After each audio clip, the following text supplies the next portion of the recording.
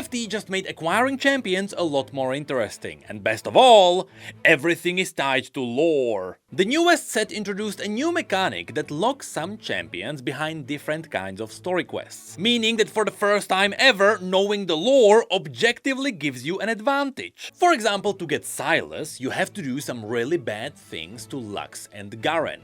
Why?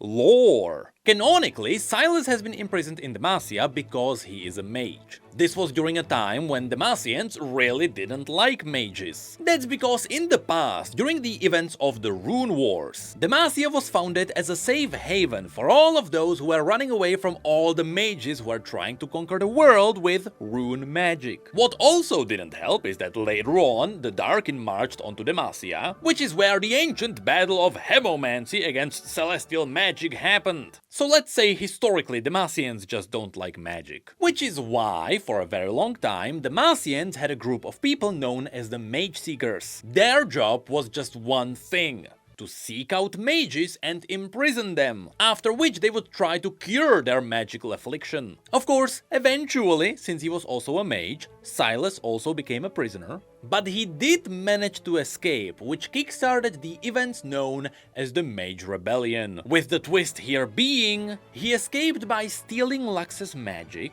that is after there were hints of these two potentially getting closer, and he also got into a pretty big fight with Garen. So naturally, how would you unlock him on the battlefields of the Convergence? You destroy those who stood in his way as he fought for the freedom of all Demacians.